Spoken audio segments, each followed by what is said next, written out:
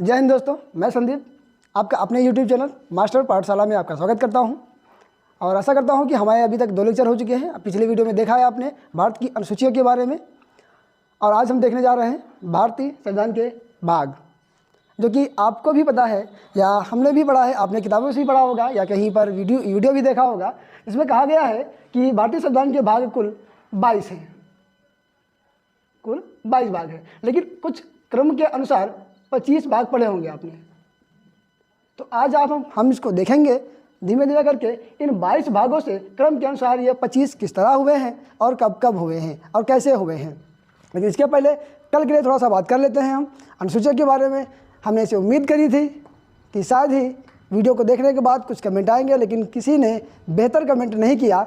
तो आशा करता हूँ दोस्तों वीडियो को देखने के बाद उसमें जो भी कमियाँ रही हों या जो भी खूबियाँ रही हों उसे ज़रूर कमेंट बॉक्स में मेंशन करें, ताकि हम अपने आप में सुधार करें और एक नए अवतार में आपके सम्मुख उपस्थित हो पाए।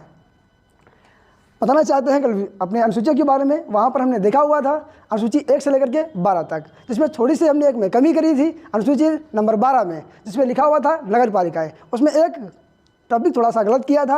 आशा करता था कि शायद आप लोग उसे कमेंट में मेंशन करेंगे, लेकिन ऐसा कुछ भी नहीं हुआ। तो हम आज उसे करेक्शन कर देते हैं। आपने पढ़ा होगा नगर पालिका को हमने ये बात कही थी कि 73वें संविधान संशोधन द्वारा 1993 में जोड़ा गया था, लेकिन ये 1973 की जगह पर 74वें संविधान संशोधन के द्वारा जोड़ा गया था। तो प्लीज़ मेरे साथियों इसको ज़रूर ध्यान दीजिएगा जो हम छोड़ देते हैं, लेकिन यदि आप भरोसा करते हैं हम पर तो आगे के लिए हम सतर्क रहेंगे कि ऐसी भी गलतियां कभी नहीं करेंगे। तो चलिए मेरे दोस्तों, मैं अब शुरू करता हूं अपने टॉपिक को लेकर के भारतीय संविधान के भागों के बारे में। भारतीय संविधान का भाग नंबर 1 क्या कहता है? संघ एवं उसका राज्य क्षेत्र। तो संघ सबसे पहले से ही पता है कि हम पहले इसको वाकिफ करा चुके हैं। संघ होता क्या है, उसका क्षेत्र भी अच्छे से आपको पता है। यहाँ पर आर्टिकल नंबर 1 से लेकर के 4 तक जब भी हम किसी राज्य या किसी केंद्र के बारे में बात करेंगे या कोई भी क्षेत्र अधिग्रहण करना होगा या किसी को छोड़ना होगा या संधि करी गई होगी, तो इसके बारे में देखना होगा तो हमें अनुच्छेद नंबर 1 से 4 के बीच में पढ़ लेंगे तो हमें उसकी नई जानकारियाँ मिल जाएंगी। आइए आगे चलते हैं, हम नागरिकता के बारे में बात करते हैं। ये अनुच्छेद 5 से लेकर के 11 तक मेंशन किया गया है और नागरिकता आपको भी याद है और हम भी अच्छे से बताएंगे कि यहाँ पर जब अनुच्छेदों के अंदर जाएंगे एक एक अनुच्छेद को अच्छे से बताएंगे और किस तरह से हम अपनी भारतीय नागरिकता को ग्रहण कर पाते हैं और किस तरह से हमारी भारतीय नागरिकता छिन जाती है। तो देखते हैं कि यहाँ पर आपने भी कई बार पढ़ रखा होगा, कुछ NRI आते हैं, PIO आते हैं और कुछ पाकिस्तानी अपने जो पाकिस्तान से अपने भारत में आए हुए हैं या कुछ भारतीय अपने पाकिस्तान जा चुके हैं, उनकी नागरिकता किस तरह से मिलती है और किस तरह से जाती है। नागरिकताओं के प्रावधान भी 5 तरह के किए गए हैं, जिससे हम 5 तरह के प्रकार से हम नागरिकता को प्राप्त कर पाते हैं और 3 तरह से हमारा भारतीय संविधान नागरिकता छीन भी लेता है। तो उन सब के बारे में भी अच्छे से बात करेंगे जब हम नागरिकता पार्ट को अच्छे से पढ़ेंगे अनुच्छेद 5 से लेकर के 11 तक। तो आइए दोस्तों आगे की ओर बढ़ते हैं। मौलिक अधिकार, इनके बारे में बात करते हैं। तो मौलिक अधिकार को दिया गया है आर्टिकल 12 से लेकर के 35 तक। आर्टिकल 12 से लेकर के 35 तक मौलिक अधिकारों में बारे में बात करी गई है और मौलिक अधिकार जो कि लिए गए हैं अमेरिका के संविधान से, लिए गए हैं, जो कि एक पहला और लिखित संविधान है अमेरिका का। उसी को देकर के अपने भारत भी एक बड़ा कठोर और लचीला संविधान का तालमेल बिठाता हुआ आगे की ओर बढ़ता चला गया है। इसमें सबसे बड़ा संविधान अपना भारत का संविधान है, जो कि लिखित भी है और बड़ा भी है, कठोर भी है और लचीला भी है। तो अब इसके अंदर देखेंगे जब आर्टिकल 12 से 35 के बीच में, और यहाँ पर भी मौलिक अधिकारों के पहले 7 भाग हुआ करते थे, अभी 6 है। उन 6 को भी देखेंगे अच्छे से किस तरह से बड़े हुए हैं। जैसे कि पहला है विधि के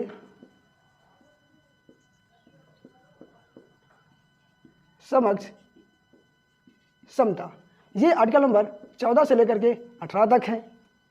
दूसरा है स्वतंत्रता की बात करें हम तो यहाँ पर 19 से लेकर के 22 तक दिया गया है। फिर आगे तीसरे की ओर देखें, शोषण के विरुद्ध अधिकार,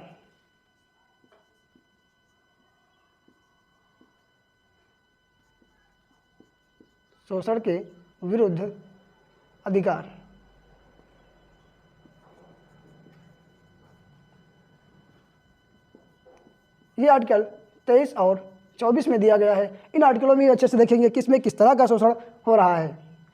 आगे की ओर देखें 4 नंबर में दिया गया है धार्मिक स्वतंत्रता,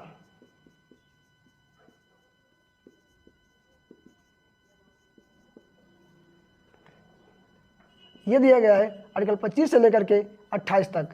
इसमें भी देखना है हमें किस तरह से अपने धर्मों को मानना है, या किसी तरह से अपने धर्म का प्रचार करना है, या किसी भी धर्म का कोई भी धार्मिक अनुष्ठान करना है वो किस तरह से करते हैं। ये जब आर्टिकल नंबर 25 से 28 के बीच में पढ़ेंगे तो हम इनके बारे में अच्छे से देखेंगे। आइए आगे की ओर चलते हैं। 5, अल्पसंख्यक वर्गों के लिए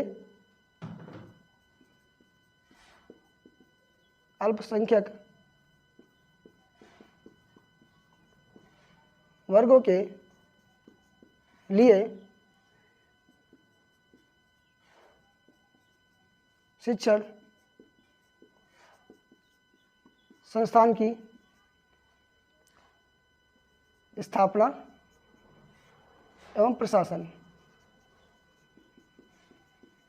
इसे देखेंगे हम आर्टिकल नंबर 29 से 30 के बीच में। किस तरह से हम शिक्षण संस्थानों में प्रवेश पाने हेतु आरक्षण प्राप्त करते हैं, या किस तरह से हम शिक्षण संस्थान को खोलने के लिए आरक्षण प्राप्त करते हैं, उन सब के बारे में हम अच्छे से देखेंगे आर्टिकल नंबर 29 से लेकर के 30 के बीच में। आइए आगे की ओर देखते हैं, छठे भाग की ओर।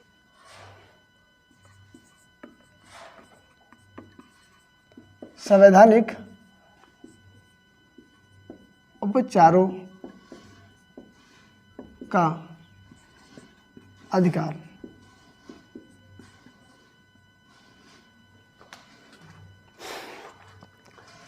जो कि 32 में दिया गया है। आप भी ये अच्छे से जानते हैं, और इस आर्टिकल नंबर 32 को ही अपने डॉक्टर भीमराव अंबेडकर जी ने ही इसे भारतीय संविधान की मूल आत्मा कह रखा है, और इसी के द्वारा ही सुप्रीम कोर्ट भी 5 तरह की रिटें भी जारी करता है। वो जब इस अनुच्छेद को अच्छे से पढ़ेंगे तब आपको बताएंगे किस तरह से रिट जारी करती है, और कौन सी रिट कब कब जारी करी जाती है, किन परिस्थितियों में कौन सी रिट जारी की जाती है। आइए बच्चों आगे की ओर देखते हैं। भाग नंबर 4, जब कह रहा है राज्य के नीति निर्देशक तत्व, तो राज्य के नीति निर्देशक तत्वों के बारे में बात करते हैं। भाग 4 दोस्तों, भाग 4 राज्य के नीति निर्देशक तत्व, इसे हम शॉर्ट में DPSP कहते हैं। DPSP में directive principle of state policy, जो कि आयरलैंड के संविधान से लिया गया है।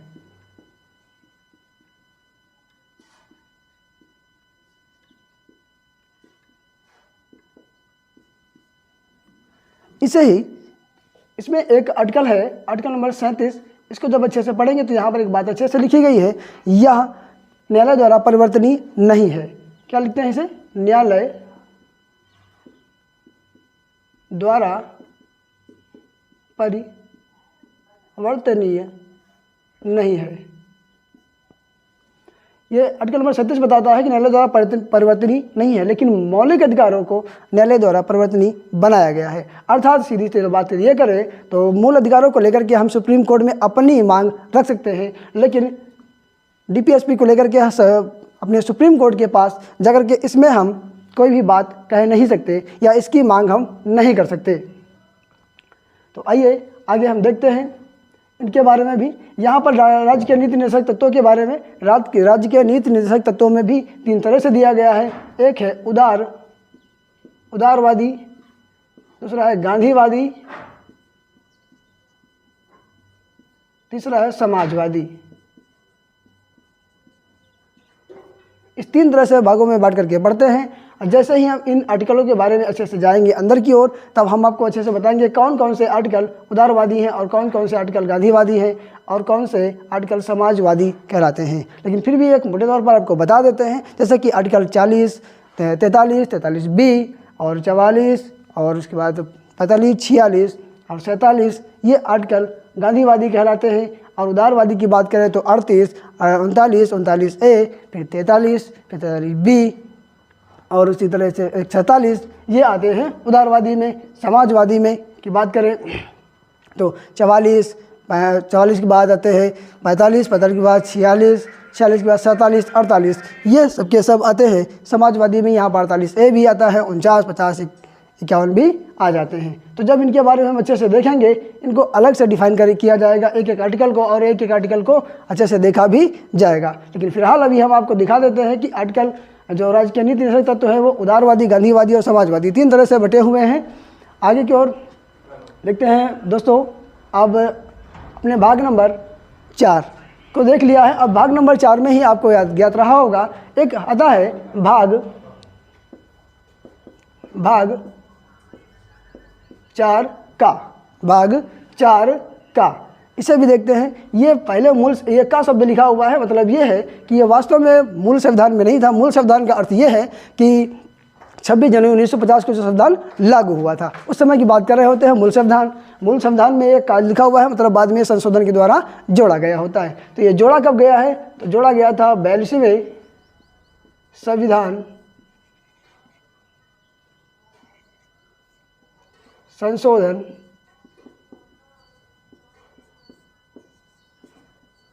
के द्वारा, 42वें संविधान संशोधन के द्वारा से जोड़ा गया था। जोड़ा कब गया था? 1976 में। 1976 में जोड़ा गया था। और ये समिति किसने सिफारिश की थी? तो सरदार स्वर्ण सिंह समिति की सिफारिश पर इस भाग 4 को जोड़ा गया था, जिसे हम 4 को जोड़ा गया, जिसे बोलते हैं मौलिक कर्तव्य।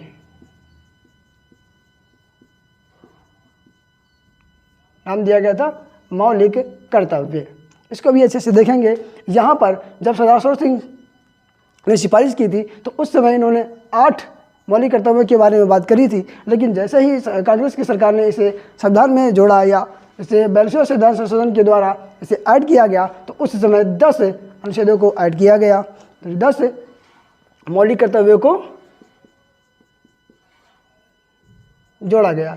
लेकिन वर्तमान समय में हम देखते हैं कि मौलिक कर्तव्यों की संख्या 10 से 11 हो गई है। तो 11वां मौलिक कर्तव्य कब जोड़ा गया? तो उसे भी अच्छे से दिखाते हैं। 46वें संविधान संशोधन अधिनियम 2002 के तहत एक जोड़ा गया, जिसमें ये बात कही गई थी कि 6 से लेकर के 14 वर्ष तक के बच्चों को 6 से 14 वर्ष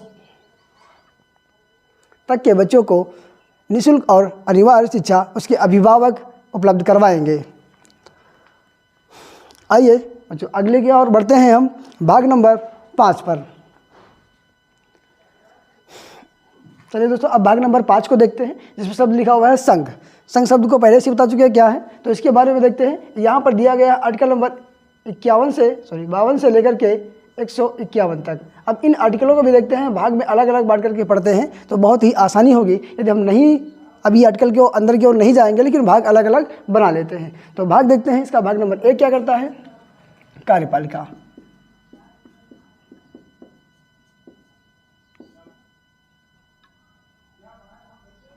कार्यपालिका जो कि दिया गया है 52 से लेकर के 78 तक। जब भी कार्यपालिका संबंधी कोई भी वाद विवाद होगा, यदि उसके बारे में बात करेंगे तो हम सीधे ही 52 से 78 के बीच में पढ़ लेंगे, तो सबके सब आर्टिकल क्लियर हो चुके होंगे। यहाँ पर राष्ट्रपति उपराष्ट्रपति के कार्य और कर्तव्यों के बारे में बात भी करी गई है। आगे को देखते हैं संसद को दिया गया है 79 से 122 तक। आगे तीसरे को देखते हैं, तो यहाँ पर दिया गया है आर्टिकल नंबर 123। यहाँ पर दिया गया है राष्ट्रपति की विधायी शक्तियाँ।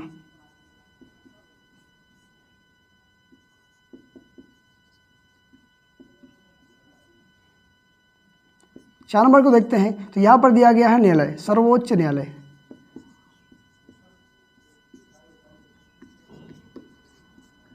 ये दिया गया है अनुच्छेद 124 से लेकर के 147 तक। फिर 5 नंबर की बात करें तो भारत का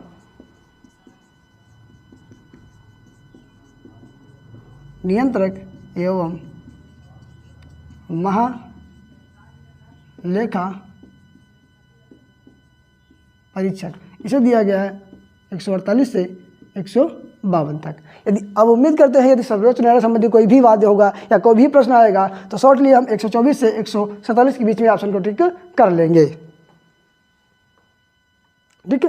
यदि राष्ट्रपति की विधायी शक्तियों की बात करेंगे, ऐसा ही आपने देखा होगा राज्य में भी एक शब्द दिया गया होता है राज्यपाल की विधायी शक्तियाँ, तो उनको बारे में भी अच्छे से देखेंगे। लेकिन यहाँ पर है राष्ट्रपति की विधायी शक्तियाँ, तो राष्ट्रपति के पास क्या सी शक्तियाँ होती है, किस तरह से शक्तियों का प्रयोग करता है, तो यहाँ पर पढ़ना है तो अनुच्छेद 123 को पढ़ लेंगे तो वहाँ पर क्लियर हो चुका होगा। यदि संसद के बारे में बात करें तो संसद को दिया गया है 79 से 122 के बीच में। संसद संबंधी कोई भी वाद विवाद होगा तो यहाँ पर हम आकर के देख लेंगे। अब यहाँ पर थोड़ा सा हम आपको ले जाना चाहते हैं कार्यपालिका और संसद के बीच में। तो कार्यपालिका और संसद का संबंध किस तरह से है, यदि आपको नहीं पता है तो हम आपको दिखाते हैं। आपको भी पता है कि संसद और कार्यपालिका, संसद एक बड़ा सदन होता है, उसी में से बनता है कार्यपालिका। अगर सीधे तौर पर कहें तो देखिए दोस्तों, मैं अभी आपको समझाना चाह रहा हूँ कार्यपालिका और संसद के बीच का संबंध। तो एक सिंपली देखते हैं, एक गोला को बनाते हैं, एक बड़ा गोला और उसी के अंदर एक छोटा गोला। तो इसमें आप साधारणतः समझ लें, जब कभी भी आंसर करने की बात आए या कभी समझने की बात आए, ऐसा ही केंद्र में होगा, ऐसा ही राज्य में भी होगा। तो देखते हैं यहाँ पर बड़े गोले को हमने नाम दे दिया है संसद और छोटे गोले को नाम दिया है हमने कार्यपालिका। कार्यपालिका ये दिख रहा होगा कि बड़े गोले के अंदर ही बना हुआ है कार्यपालिका, कार्यपालिका या बड़े गोले के अंदर ही बना हुआ है छोटा गोला। सीधे तौर पर कह सकते हैं कि जो संसद है, यहाँ पर निचले सदन, निचले सदन यानी कि लोकसभा, लोकसभा के 15% लोग ही बनते हैं कार्यपालिका के मंत्री। ये मंत्री और संसद के बीच में संबंध दिख रहा होगा कि संसद के ही सदस्य होते हैं कार्यपालिका के। अर्थात सीधे तौर पर कह सकते हैं कार्यपालिका के सभी सदस्य संसद के सदस्य होंगे, कार्यपालिका के सभी सदस्य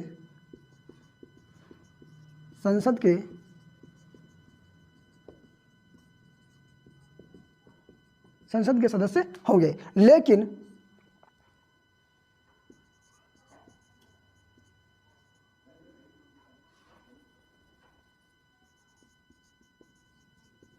लेकिन संसद के सभी सदस्य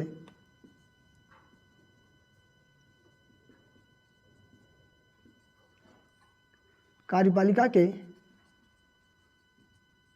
सदस्य नहीं होंगे।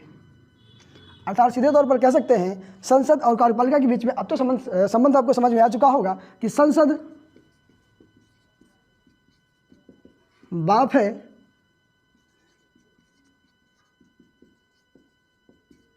कार्यपालिका उसका बेटा है।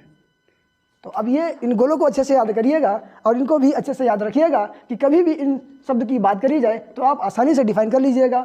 ऐसा ही राज्य में भी होगा। उम्मीद है कि वहाँ पर बताने से पहले ही आप लोग मेंशन कर देंगे। लेकिन चलते हैं आगे की ओर, देखते हैं इन सभी आर्टिकलों के बारे में अच्छे से देख लीजिएगा। 52 से 78 तक, फिर 79 से 122 तक, फिर राष्ट्रपति की विधायी शक्तियाँ हैं 123 में, फिर उसके बाद सर्वोच्च न्यायालय की जो शक्तियाँ हैं 124 से 147 तक। अर्थात 124 से 47 के बीच में जो भी बात करी जाएगी वो सर्वोच्च न्यायालय के संबंध में ही बात की जाएगी। फिर आता है कि भारत का नियंत्रक महालेखा परीक्षक, जिसे शॉर्ट में हम लोग बोलते हैं CAG। इसके लिए आर्टिकल 148 से 151 तक दिया गया है, 151 तक दिए गए हैं। इनको भी अच्छे से देख लीजिएगा। अब यदि बात करें, एक सिंपल सी प्रश्न पूछा जाए, यदि भारत के नियंत्रक महालेखा परीक्षक से संबंधित कोई भी बात या वाद होगा तो उसके लिए एक आर्टिकल तो निश्चित होगा, उसके बारे में आप बताएंगे, कमेंट बॉक्स में मेंशन करेंगे। यदि कोई भी बात आए भारत के नियंत्रक महालेखा परीक्षक के संबंध में, तो यदि हमें कुछ नहीं पता होगा उसके बारे में, तब भी हम बता पाएंगे कि आर्टिकल कौन सा उसके संबंध में बात करेगा।